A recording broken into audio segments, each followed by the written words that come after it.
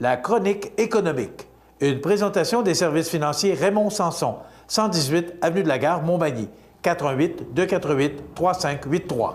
Alors, c'est le temps de vous présenter notre chronique économique du lundi avec Raymond Sanson. Je vous sers pas la main, M. Sanson, où je suis, et ça, je pense, paru un petit peu dans le bulletin nouvelle. La voix me manque, une grippe, vraiment, une grippe d'homme. C'est ça. Je la connais. Oui, on est très malade, hein?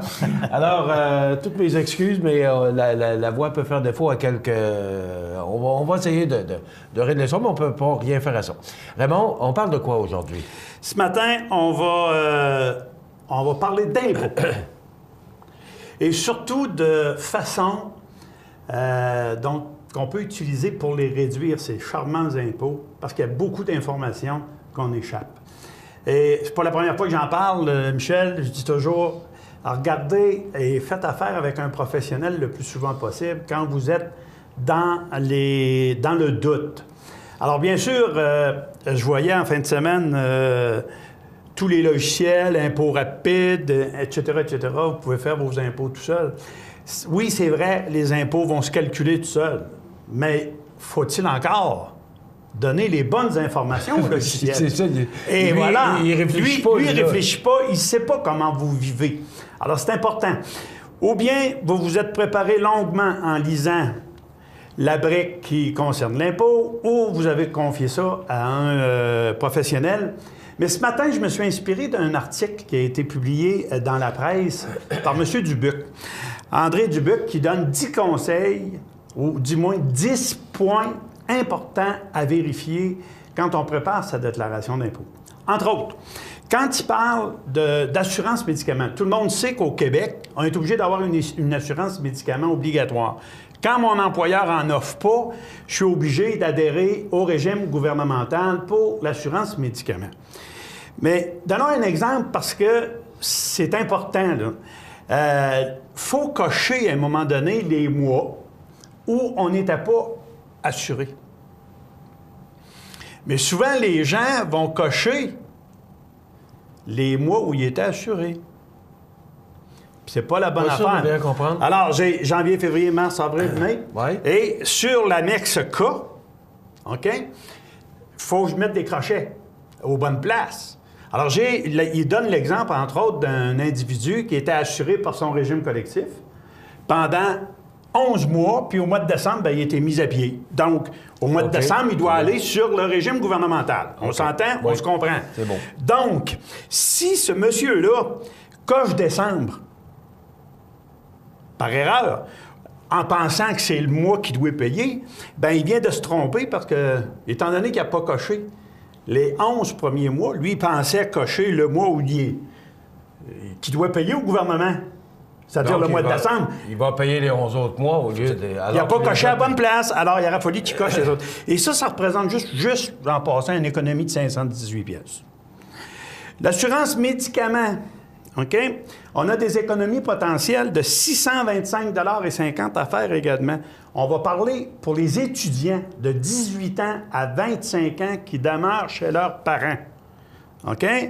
Alors, des étudiants à temps plein qui bénéficient encore de la couverture paternelle dans le sens qu'ils sont à la maison, bien, ils n'ont pas à payer 625,50 même s'ils ont plus que 18 ans.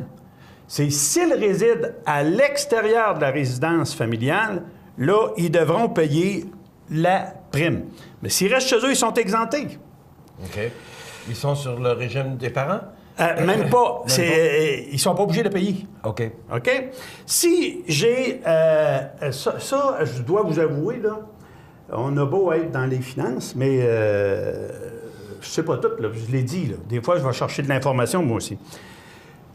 Si cette année 2015, on va parler pour 2015, vous avez fait l'acquisition d'une première maison, une première maison, c'est votre première maison, c'est le rêve de votre vie, bien, vous avez droit à un crédit d'impôt de 750 $.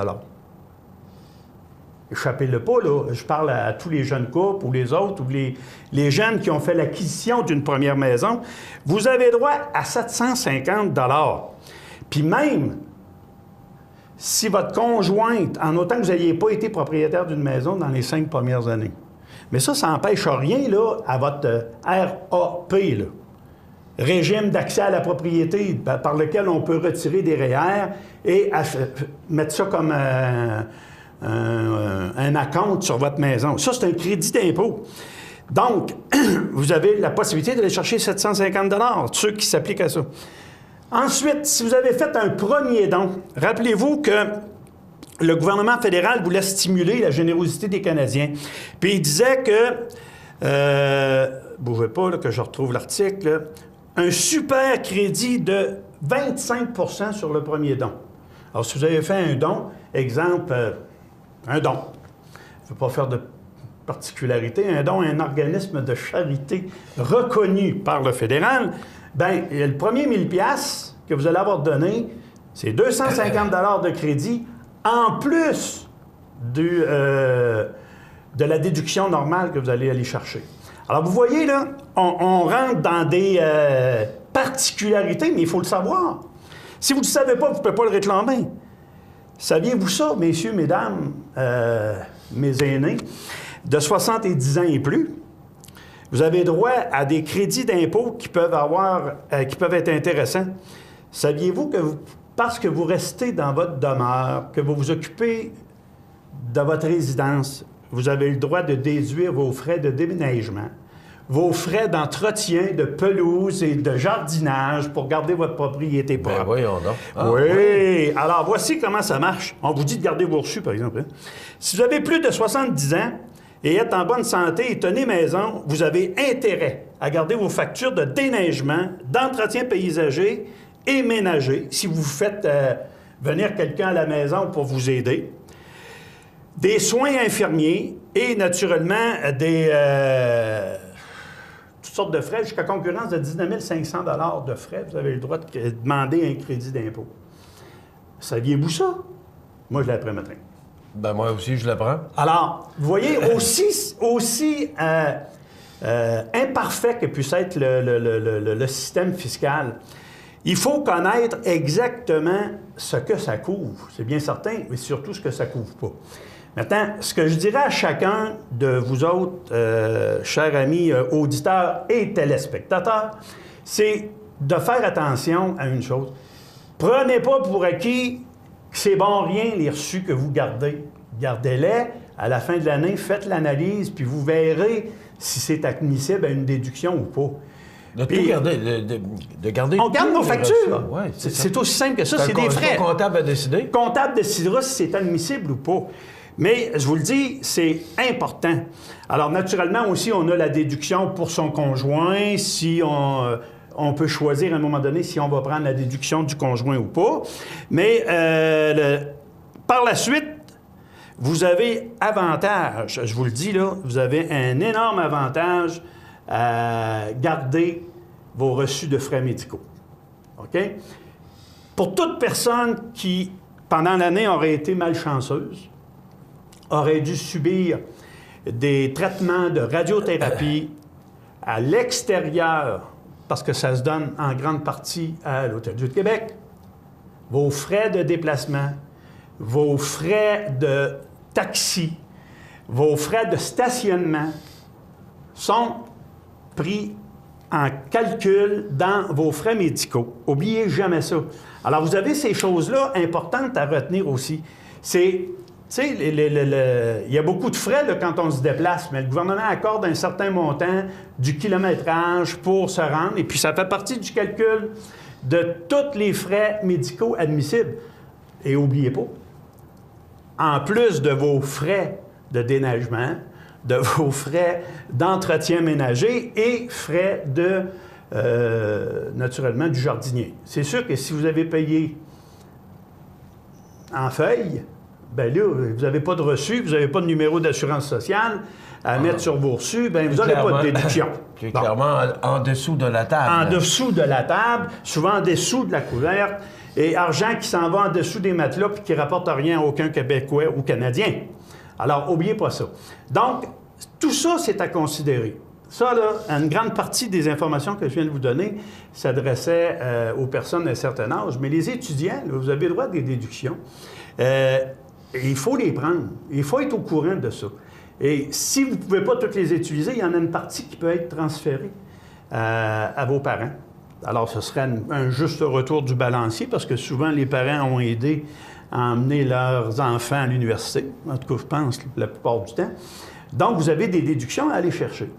Puis, pour ceux qui ne sont pas encore retraités, bien là, il reste bien sûr le REER, le CELI.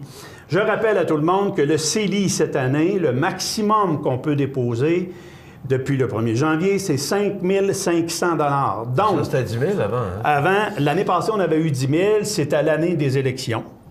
Et on a voulu faire un petit cadeau aux Canadiens. Ça a donné 10 000. Maintenant, l'autre chose aussi, le REER, oubliez-le pas, fait partie de votre planification fiscale et de la planification de retraite. Moi, je peux vous dire qu'à un certain âge où je suis rendu, et c'est important. Qu'on appelle un âge vénérable. Ben, honorable, vénérable, mais c'est un âge certain. Et il faut arriver à économiser pour pouvoir, à un moment donné, sans vivre au-dessus de nos moyens, être capable de s'offrir au moins le minimum. Donc, les REER, les CELI, c'est encore très important. Et aussi, le dernier point sur lequel je veux insister, c'est que consultez votre conseiller financier pour aller chercher le maximum d'informations sur tout ce qu'on peut utiliser quand on a des placements comme véhicule pour retarder l'impôt. Tout impôt retardé à cause de l'indexation des déductions et des montants de base et de l'argent dans nos poches. Rappelez-vous une chose, quand vous signez un chèque pour Revenu Canada ou Revenu Québec, c'est très rare qu'ils vous le retournent. Ils ne reviennent pas. Donc, on est aussi bien de garder l'argent dans nos poches, Michel. Et là, c'est là qu'on est en meilleure sécurité, puis on peut utiliser au maximum à ce moment-là nos déductions. Merci beaucoup, Raymond. Très intéressant comme chronique. Une autre chronique intéressante, une autre chronique économique. Merci. On se retrouve lundi prochain. Lundi prochain. Même poste. Merci, Raymond.